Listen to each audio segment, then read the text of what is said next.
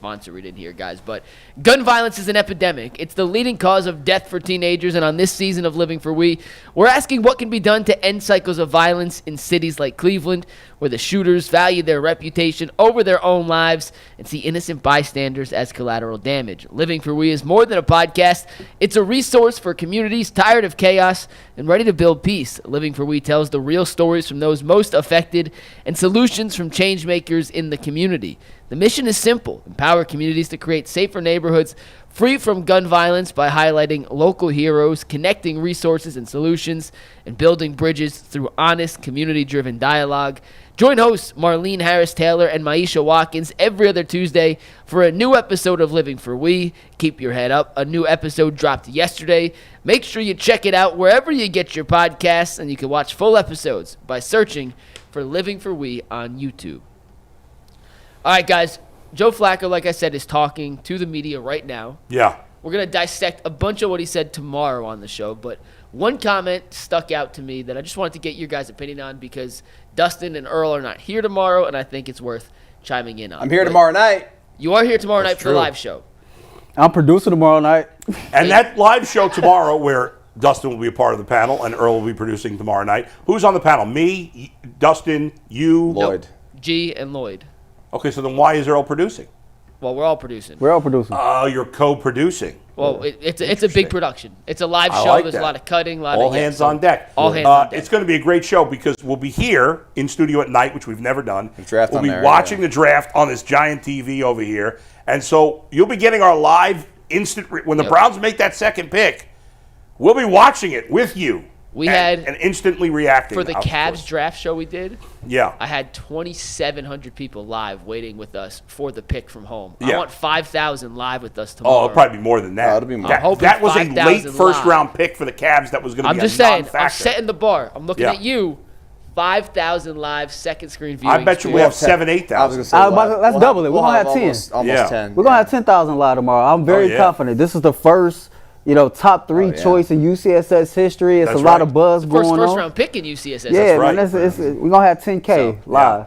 10K. We want that. Joe Flacco was asked. We'll dive into some of the other stuff he said later. And I'm going to read you the full quote. But he was asked about. Before you get into that, are we going to break down the fact that John Fanta says the St. John's Red Storm have the #1 portal transfer class in the country? In overtime today. Make sure you pay $4.99 to hear Bull's take on that.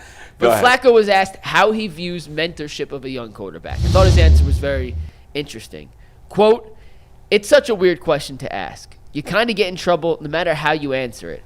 I don't think anybody ever really views themselves as a mentor solely. I think we all want to go out there and compete and play. I think if you're in the quarterback room for a day or two, you could probably understand that things like that naturally come up." So we gave a non-answer answer. And we have talked about at length Flacco in the past saying, I don't really view myself as a mentor. Then in Indy, he kind of took on a little more of that role and was more vocal about it. In his first chance to address it here in Cleveland with the assumption they're going to take a quarterback early, he gave a non-answer answer. Not a bad answer, but he didn't say, sure, that's something I'm looking forward to. He said, it's just something that comes up naturally. Listen. Paul, what do you think? This is not news with Joe Flacco. But he wasn't a bad teammate with Lamar Jackson.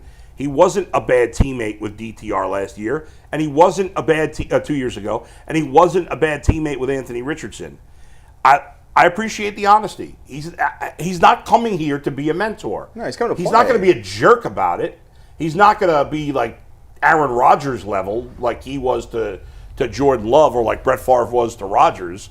But he wants to be a starter. He still thinks he's a starter. He wants to be. He's got a chance to be. And so he's not coming here to be a coach. I get it. Yeah, I respect him. I mean, he tells you no matter what city he's in, what situation he's in, that's not who he is as a person. And I respect the transparency. He's being honest.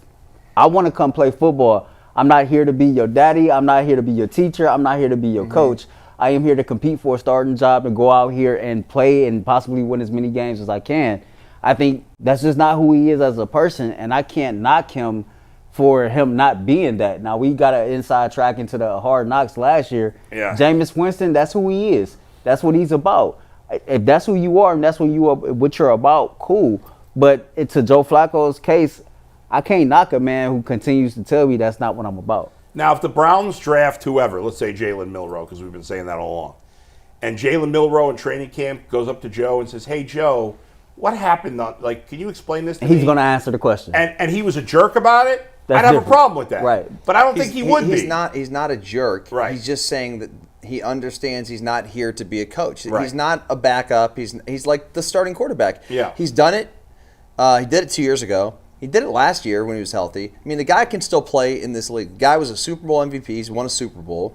He's been to Pro Bowls. Like, he's not coming here to be a babysitter. That's right. He's not coming here to be a bad guy or a bad teammate. Yeah. If someone asks him a question, he's not going to be like, "No, a-hole, I'm not helping you." Yeah. No, he's going to help out the young player. That's it. If a young player asks, and by the way, this is the most experiences that I've had as a young player in the league with veterans.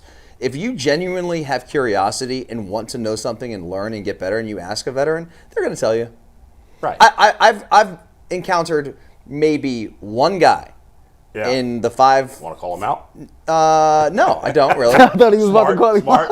Not really. Yeah. No, I don't. But yeah, there's not many players that will not help you when Which you makes ask. sense. Cecil has repeated the same thing that you repeated, that as a young player, if you show this eagerness or enthusiasm to want to learn from a veteran, then they'll take you up under their wing and they'll answer whatever question. Dude, I do it the same day now with my tennis game. I go to the top players that are around and I start asking them tips. And you know what they are? They're like super excited to help. They're like, "Oh, you want to know about this?" I'm like, "Yeah, I do." If you're showing the effort. Yes. Remember, it was like Brian Hoyer has said he had no interest in helping Johnny Manziel. I don't expect which I don't blame him. Because Johnny Manziel put no effort in. I don't expect a guy who is competing for the job to go out of his way to help me. Sure. Now, if I ask for something, yeah, I would expect him to at least answer or help. That's maybe right. help. But he's not going to be like, "Oh, you're doing this wrong. You need to do it this way." Like, Right.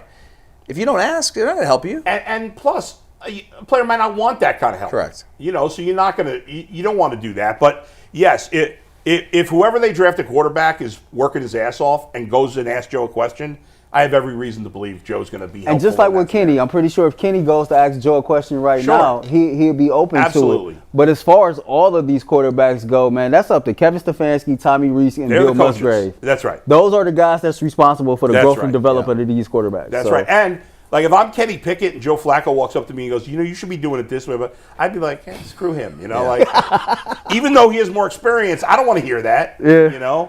So if somebody asks for help, you should do it. Yeah, and I was also a player that never wanted to be coached by another player unless I asked for help. Exactly. It's like, I'm good, man. Yeah, most players are probably that way. Just think about your job. Like if you were, you're in radio. Yeah. And so you're working with somebody else and they go, "Hey, you know what? Next time you toss a break, why don't you do this?" Yeah. You'd be like, "Who the hell does this guy think he is?" Yeah, right, exactly. You know what I mean? But if, Yes. if Bull did that with me, I'm a younger host than Bull.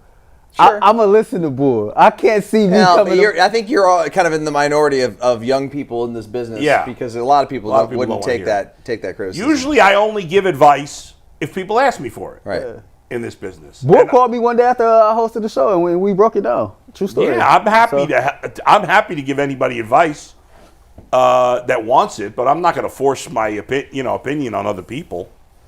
I text Nick Wilson and Jonathan every so often, like, you guys, what the hell are you doing today?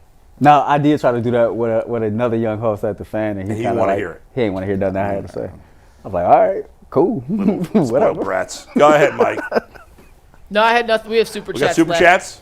Yeah, we got a couple. I don't want to go into all the stuff that Flacco and Denzel Ward talked about. Travis Hunter reached out to him. They plan on working out together. If there was any indication that, Who said? Joe Flacco? No, Denzel Ward is speaking, and Interesting. he said that Travis called them. They plan to work out together. Nice. So you could read into that however it's pretty however you choose easy to read into that. Yeah. It's not like they went to the same college or something, There's only one thing that I'm connects just saying them. you could read into it however you choose to read into it. Was Joe asked about Travis Hunter?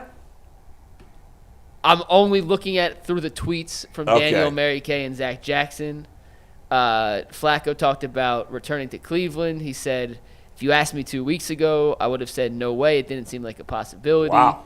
Oh, He said he that's came interesting. back. The people are a big reason he came back. I think we talked about that last time he mentioned that on his interview on the Fan and with ESPN Radio. Ward was asked about playing both ways. We're going to dive into all these tomorrow, but I'll just give All you right. the quick little preview. Yeah. Denzel said, I think cornerback is easier to learn than receiver in terms of the playbook. Oh, look at Denzel. He said the defense uses code words that can make things easier for – he wouldn't use the word Travis, playing but he corner- said for playing a corner- player. Playing corner is so easy. Really, that's another. I mean, okay, it's not easy to play the position. It's Right. easy to learn the position. If get the basics down, right? It's just there's just not that many things you need to know. If you're a good player and you're a good Yeah. athlete, like Chris Gamble is able to go pick it up in like 2 days. Yeah. You know what I mean? Travis Hunter same way. Like he's elite, so it's not going to take him a long time. First off, he already knows how to play the position. He just needs to know what coverage he's in. Now there'll be some nuance between like if it's a matchup zone or if he's playing quarters or whatever it may be. But for the most part, when you put him in there, like you're going to be like, dude, lock down number 82 over there, and he's like, okay, cool. Can you remember, Dustin? I know, like when he got to the NFL, he started at corner for the Carolina Panthers. Chris Gamble, right? He played corner. Can you remember like many games to where like he had packages for him On offense, no. I don't offense? think they used him at all on offense, honestly, which is I thought was a bit of a shame because he was so talented. Yeah. Probably And he would can do have it. now if he had come into the league.